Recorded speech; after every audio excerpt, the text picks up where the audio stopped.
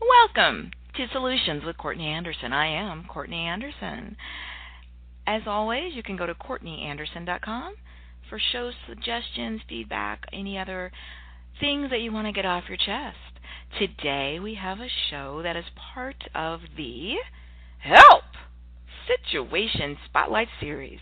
And of course, this is an entire series dedicated to trying our best to resolve issues, come up with potential solution sets for issues, challenges, concerns that community members have shared. So thank you. The entire purpose, of course, of everything that we do in all of our programs is to be of service. So this series allows us to try to tackle issues that people bring to our attention that are important to them. And sometimes I just suggest shows and topics that are really issues and ones that I personally am struggling with. I have to say today is not something that I personally am dealing with right now, or something that's really been in my life in recent times. Certainly, maybe when I was younger, dealt with this type of problem. And what type of problem is it? Well, our episode specifically today is, how do I handle frenemies at work? How do I handle frenemies at work? Now, of course, frenemy is a relatively new word, at least in my vocabulary, and the whole idea here is that you've got a person, and we're specifically focusing on this person at work. So you've got somebody in your life, right? And this person is challenging because they present themselves as simultaneously a friend, which is potentially super awesome and great, and maybe also an enemy. So there's a duality there. And the idea of the definition of frenemy is exactly what it sounds like. It's friend, right, and enemy together in one word, frenemy. And plural, I have frenemies. And this is a pretty popular issue that when I do mentoring, consulting, and some workplace education, corporate training programs, this comes up. And so let's delve in and see what can we do, what's going on, and, wow, frenemies. What impact do they have in our lives? So one of the things I asked in the show notes was just, what is a frenemy? And of course, I've sort of said, well, it's an amalgamation of friend, enemy, right, slashed together, and frenemy. But I got a definition in the show notes from Business Week, business periodical, and so let's look and see what that says. Okay, so from the Business Week, which I've got linked in the show notes, it says, a frenemy is a person you spend time with, enjoy talking with, and rely on at work. But you can't completely trust. He or she is so much a part of your working day that a relationship that isn't strictly business between you two is not just assumed, it's unavoidable. And day in and day out, it's not unpleasant.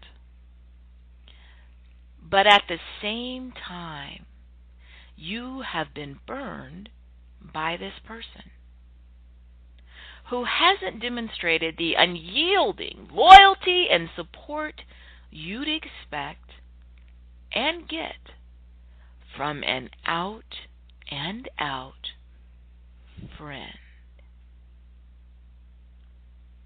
Wow, that's quite a definition.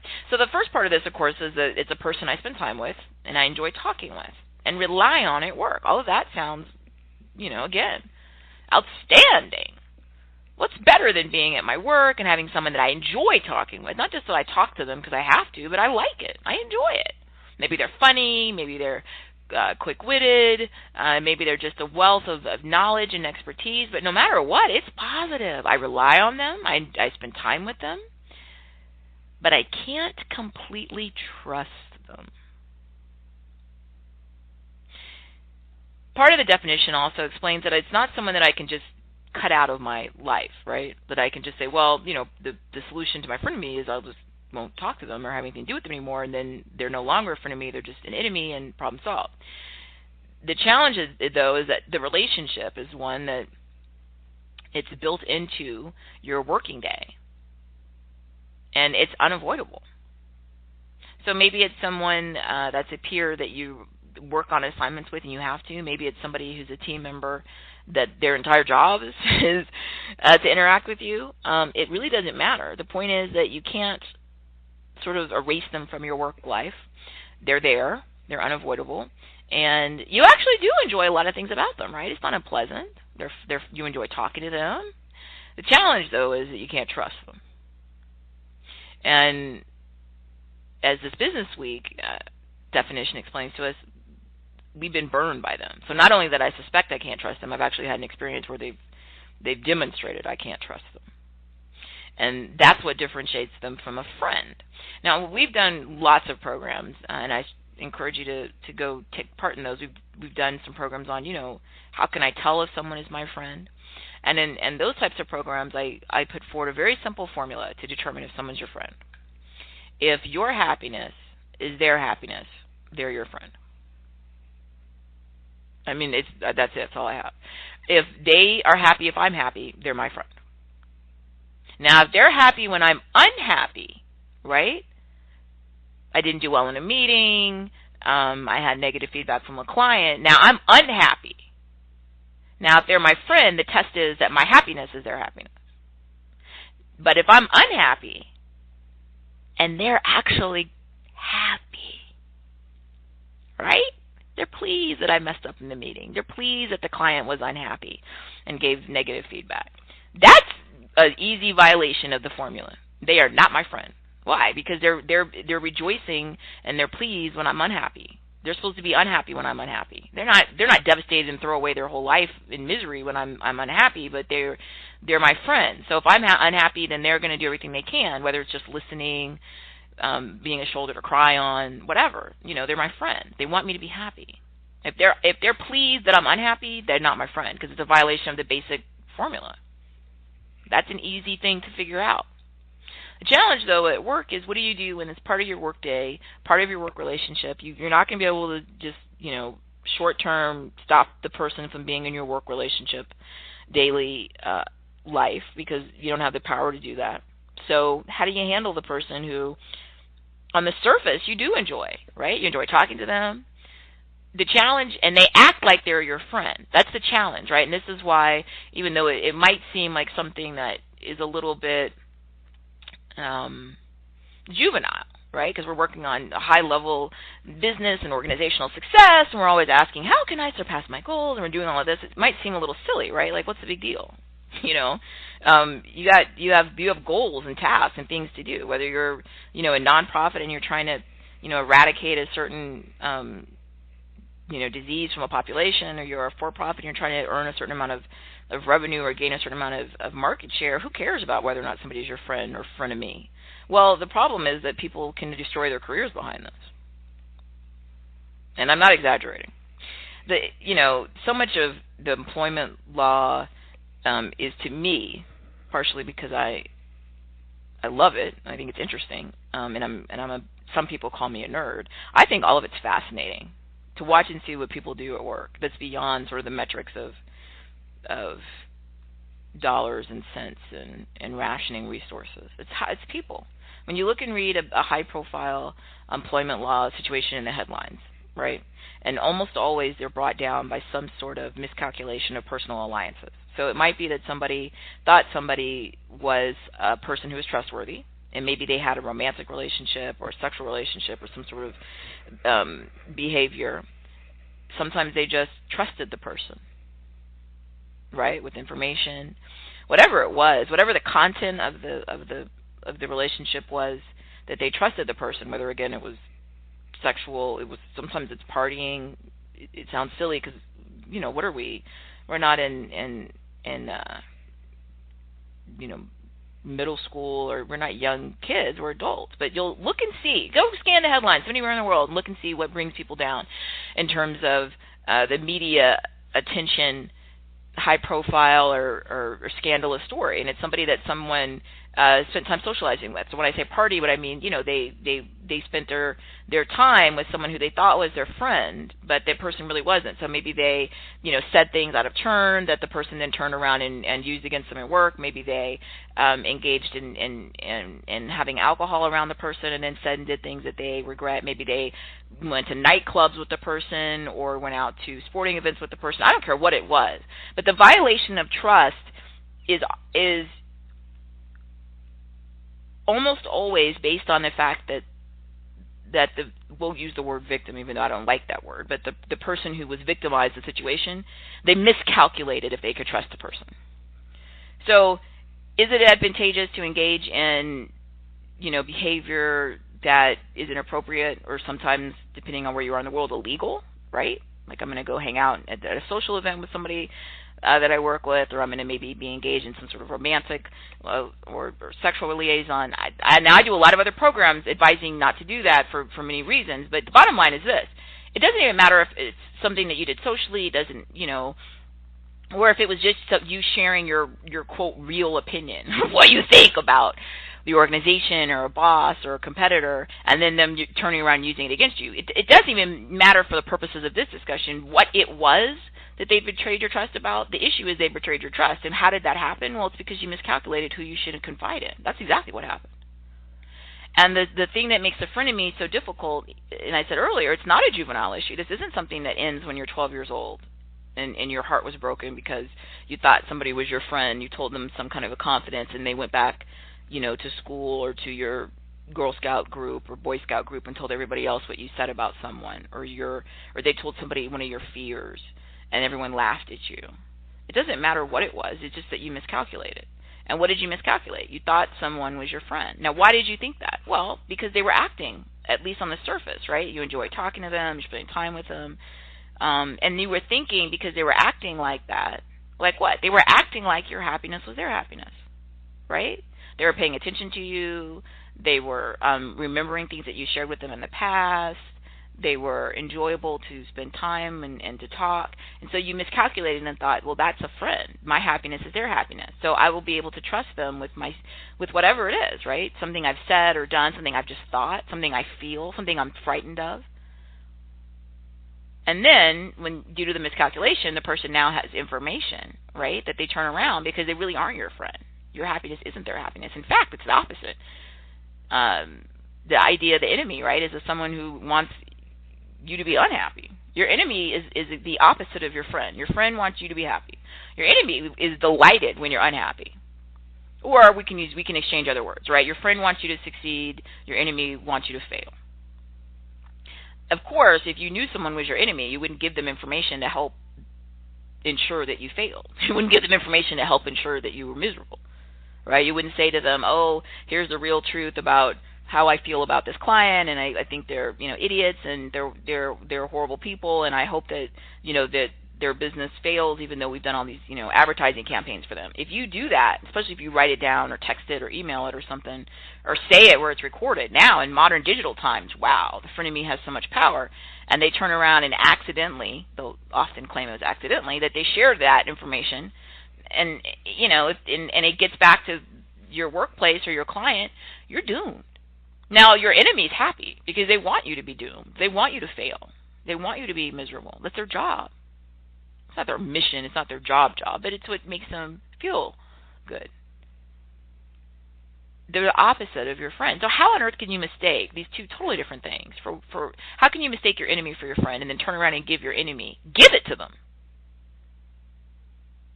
Not that they kidnapped you and then put you under some sort of, truth serum and then stole the information from your brain. No, you gave it to them voluntarily. Why would someone do that? Well, it's because people miscalculate. Like I said, look at all the headline stories, any part of the world. It's just thinking someone's your friend and they're not your friend. And then because you thought they were your friend, you went ahead and gave them information, and they use it against you. And that's horribly stressful and heartbreaking and painful. And the other part of it is it starts to make people doubt their own judgment, because someone will think, well, gee, how could I have been so silly? I thought Bob was my friend, right? And I'm the one that told Bob that, or gave Bob that email, or said that to Bob. Of course, I didn't know Bob was recording my call. I didn't know Bob was saving the email to make sure it, showed up in front of my boss or my client.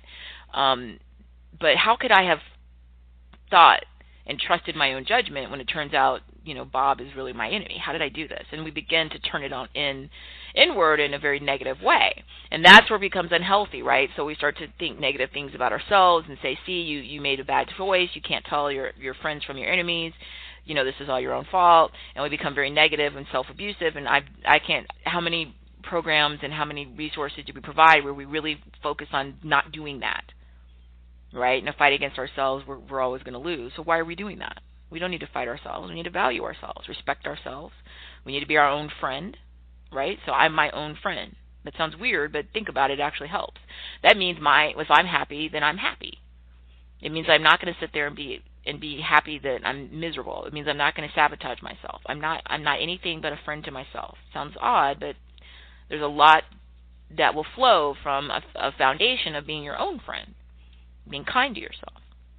So your frenemy has a very specific, according to Business Week and other resources, pattern in the workplace. They do a lot of things to make it appear that they're your friend. That's intentional. It's not an accident. Your goal is to have a nice day at work, right? Have a not unpleasant day. Enjoy your work. Enjoy socializing in a healthy way.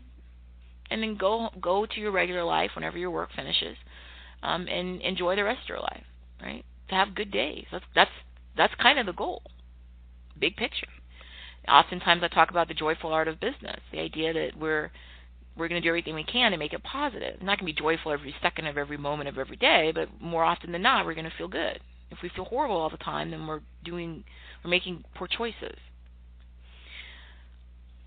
Before we get to clarifying how to handle my frenemy, what drives or motivates my frenemy? Because we oftentimes, like I said, want to skip to the step where we start beating up on ourselves, right? And people think, oh, I can't believe I was so stupid, or why did I fall for this? I should have known. I can't trust my own judgment. I'm so gullible and naive. And okay, wrong direction. Wrong direction. We're not going to turn on ourselves and be negative. Remember, we are our own friend. So, yeah, this didn't turn out great, all right? Maybe it was embarrassing. Maybe it was a financial loss. Who knows? But I'm not going to turn around and be my own enemy. I'm my own friend. I'm committed to that. So that's off the table. We're not even going to go anywhere near any of that negative self-talk or become inwardly abusive. Nope. Instead, we're going right to the source of the challenge. The source of the challenge isn't that we're, quote, too nice. The source of the challenge is that there are people out there who are duplicitous and they have ulterior motives. And we need to be able to respect ourselves, admire ourselves, and value ourselves and trust ourselves, and also be savvy and aware of what we're dealing with some people. And we should be more positive about ourselves so we can get out there and have the reserves and the energy and the patience to deal with the frenemies. So let's take a quick second and talk about what on earth is driving them. Why would somebody do this? Well, part of it we'd say, well, it's for power, right? It's Machiavellian, right? Somebody's going to get what they want, and if they're going to get it by being duplicitous, then okay. And again, we can look in any recorded or oral history of any part of human history, and you're going to see parables and stories of about exactly this, where somebody was betrayed by who they thought they could trust. I mean, this is as old as humans have been able to record or pass down stories. So this isn't new. It's not modern. The word frenemy might be, but this is as old as humans, right? It's pre, sort of the larger, in terms of population, monotheistic religions. It way predates that, okay? So what's going on with humans? In modern terms, we tend to talk about people being passive-aggressive. So what motivates the frenemy is whatever their goal is. And I don't know what their individual goal is because I have to talk to that individual frenemy. And whatever it might be, the promotion, more income, just your public humiliation, I don't know. I mean, who knows?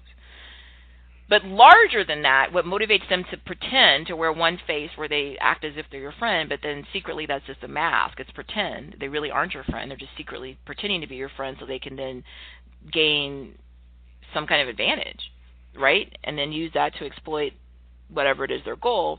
We tend to use the term passive-aggressive, right? Because most of us who aren't frenemies, we tend to be very singular about what our goal is. So if I'm your friend, my goal is your happiness, and I'm going to be really consistent about that. Now, does that mean that if we're someone's friend, we're perfect at every moment, and we never make them maybe feel neglected, or maybe we're too busy, or sometimes we maybe drop the ball and we're late or whatever, and we hurt our friends' feelings? Of course not. We're human. We're going to continue works in progress. But overall, big picture, I really do want them to be happy. If I'm your enemy, and I would strongly advise that you try to limit this, ideally to 0 or as close to it, because it's very time-consuming to be someone's enemy. It's time-consuming to be someone's friend, right? That's what I just said. We let our friend down, we ran late, we hurt our friend's feelings, and inadvertently, whatever, because it's a lot. Anytime you're dealing with people and building relationships, it's a huge investment. It's a huge investment, though, to be an enemy, too, because you got to spend all this time, learning the person, traits, and then trying to figure out what it is that'll make them fail. I mean, it's incredibly time-consuming. I would argue usually totally worthless in terms of your long-term goals, and it's destructive.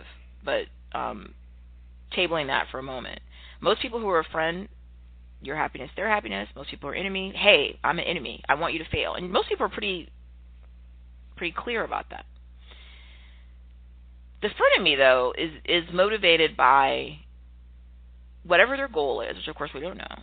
But they engage in this passive-aggressive behavior where what they behave like and what they really feel don't match. So in the show notes, I included from the Mayo Clinic definition of passive-aggressive behavior. So let's see what it says. Passive-aggressive behavior, okay, this is what I'm arguing motivates or drives a frenemy. Passive-aggressive behavior is a pattern of indirectly expressing negative feelings instead of openly addressing them.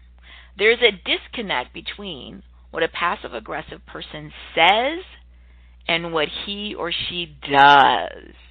For example, a passive-aggressive person might appear to agree, perhaps even enthusiastically, with another person's request. Rather than complying with the request, however, he or she might express anger or resentment by failing to follow through or missing deadlines. Do you get this? The disconnect is they say one thing and they seem on the surface, if you look just really, cursory, like they're your friend, they're your ally. But the reality is they're not. And instead of making it clear that they're your enemy, expressing their negative feelings openly, they don't. What they'll do is use this more sort of subtle subterfuge, and they're going to go out there.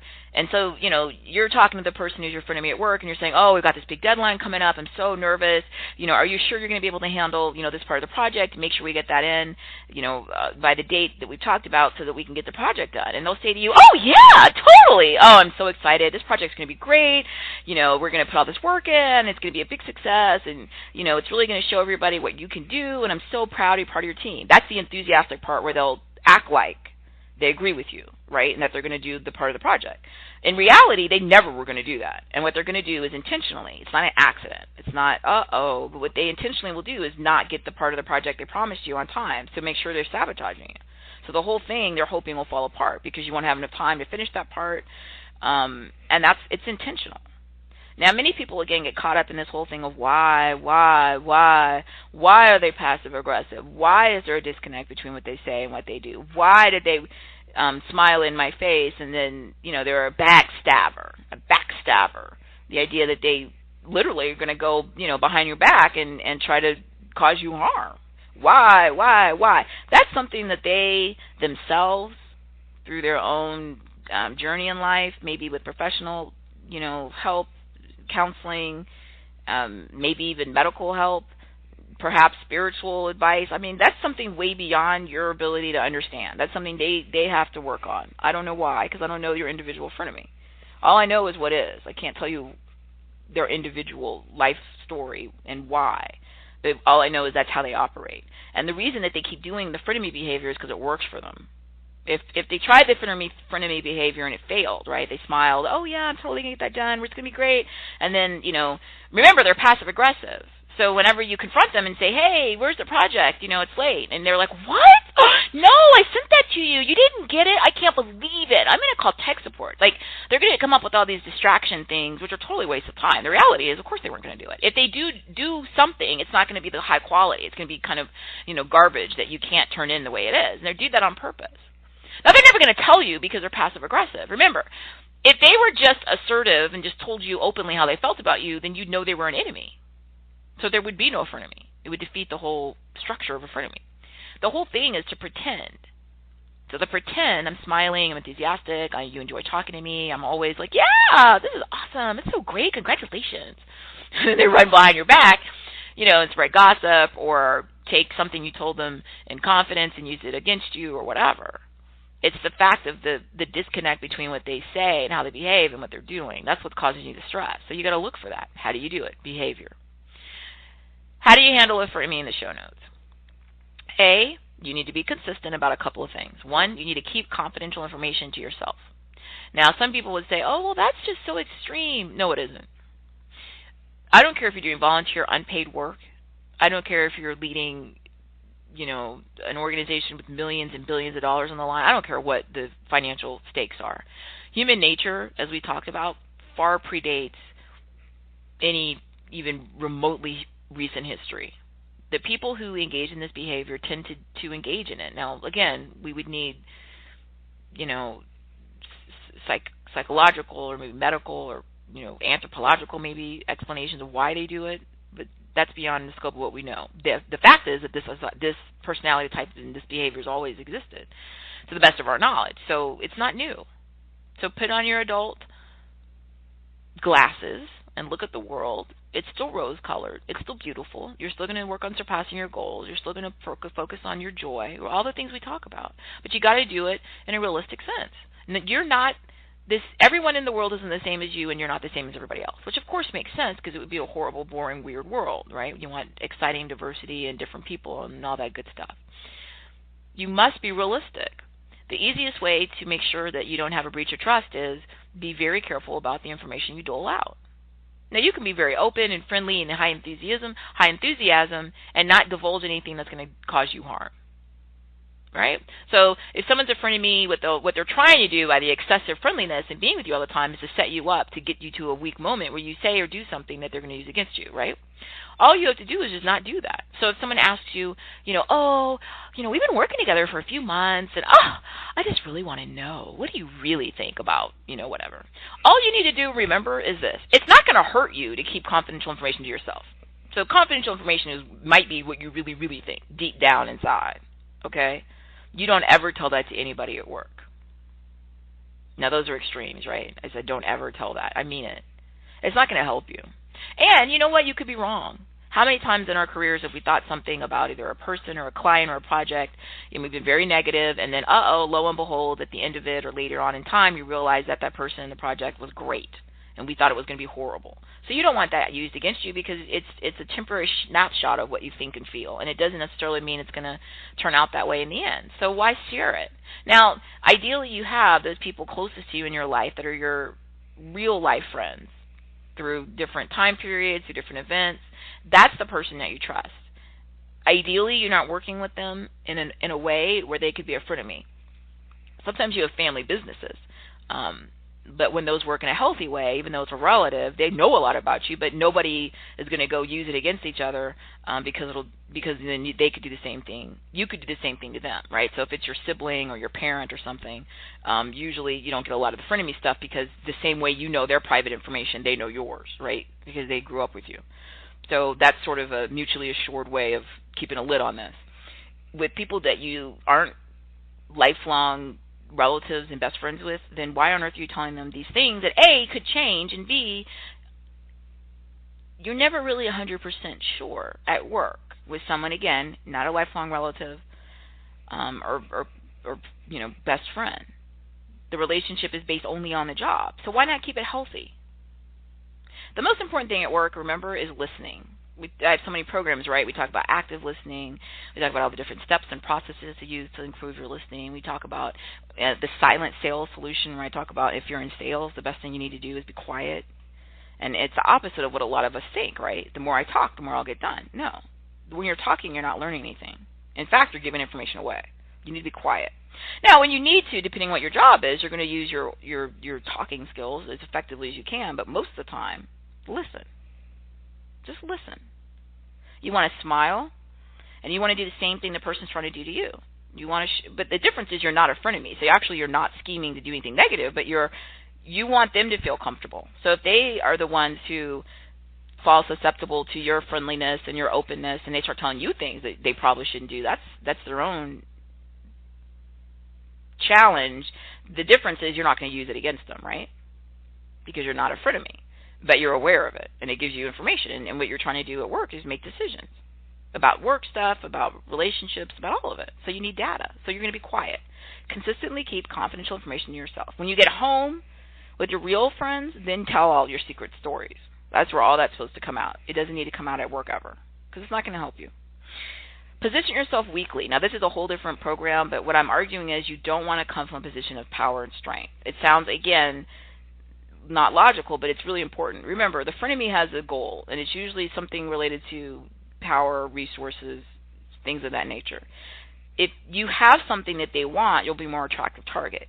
If you come from a position of weakness, where you position yourself literally weakly, I do this all the time in strategy for like business things, negotiation, sometimes with law, right? I don't come in there, guns blazing, like, wow, we're going to do this. No.